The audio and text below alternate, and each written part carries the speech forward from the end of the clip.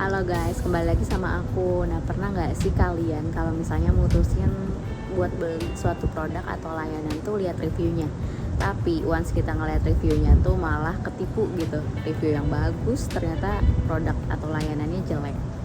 Atau kebalikannya nih, kok bisa-bisanya barang bagus atau layanan bagus kayak gini reviewnya justru jelek gitu.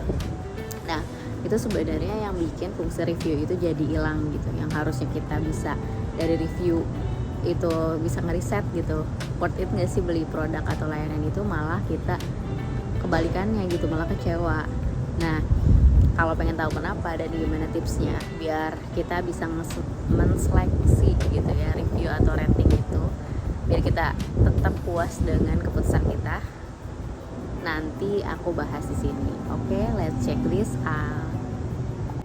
Oke, langsung kita bahas ya kenapanya dulu nih. Nah, pertama, kok bisa rating itu nggak valid? Nah, pertama tuh yang bisa bikin rating nggak valid itu karena rating kan bisa di-generate sendiri ya. Siapapun bisa ngerating, bisa melakukan transaksi gitu. Nah, itu pertama karena bisa di-generate sendiri, jadi bisa dibagus-bagusin. Tapi selain bisa dibagus-bagusin juga bisa dijelek-jelekin sama yang kedua, yaitu adanya kompetitor. Nah, yang ketiga juga kita bisa bukan kita sih, maksudnya si owner dari si produk atau layanan tuh bisa ngebagus-bagusin dengan cara membayar orang gitu, karena review bisa juga dibayar. Nah, jadi ada 3 hal itu gitu yang bikin review jadi tidak valid. Aku jelasin satu-satu lagi ya. Nah, yang pertama, kalau misalnya bisa generate sendiri. Ini contohnya kalau misalnya review atau rating di Gmaps, kan cukup dengan membuat akun Gmaps, bahkan nggak perlu transaksi di tempatnya atau di lokasinya, di bisnisnya itu, kita bisa generate review sendiri. Nah, yang kedua itu bisa generate dengan melakukan transaksi fake gitu ya di situ, baik di marketplace mau di mana ya, di tempat lainnya lah pokoknya, di e-commerce atau kayak sejenis online travel agent gitu. Itu juga bisa teman-teman, atau hotel booking dan lain-lain, itu bisa di-generate sendiri. Terus yang kedua, kompetitor juga bisa nge-generate si review itu, ratingnya dijelek-jelekin lah. Nah, tapi pasti dari semua itu tuh ada perbedaan mana rating yang bagus sama yang asli gitu, yang valid sama enggak, menurut pengalaman aku ya.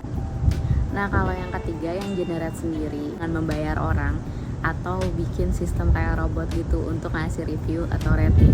Nah, ini juga paling sering belakangan ini aku sering ketemu sih di e-commerce. Oh, nama si username-nya aneh gitu ya, kayak angka acak aja. Itu yang pertama, salah satunya. Nah, sorry aku udah spoiler, tapi aku jelasin lagi gimana tipsnya buat ciri-ciri review yang valid. Jadi cukup cari review yang itu aja, nggak usah peduliin yang lain. Oke, let's check this out. Ada 3 tahapan. Yang pertama, dari list review itu coba kita perhatiin nama-namanya dan profil-profilnya. Mencurigakan nggak? Kalau nama-namanya yang memang umum, terus maksudnya kayak masuk akal gitu ya, bukan yang tadi aku bilang misalnya namanya XYZ7 at bla bla bla tanda seru, terus di bawahnya juga banyak yang kayak gitu. Udah deh, mau ratingnya bagus juga jangan terlalu dipercaya. Nah, dari profil si yang ngasih review sama ratingnya valid atau enggak gitu, maksudnya kayak masuk akal atau enggak. Kalau misalnya mencurigakan, udah deh mending cari yang lain, misalnya yang nge-reviewnya dikit tapi orang-orangnya asli, itu juga bisa. Nah, selain orang dari namanya juga dilihat gitu, jangan sampai ada yang diulang-ulang. Masa orang nge-review terus orangnya itu aja. Atau ya bisa jadi kalau namanya kompetitor gitu, namanya tuh kayak misalnya nge-review di toko HP ABC sale gitu, terus tiba-tiba XYZ sale juga komen di situ ngejelek-jelekin, kan itu juga contohnya ya. Bisa dilihat, itu yang pertama dari si identitas reviewernya atau si yang ngasih rating.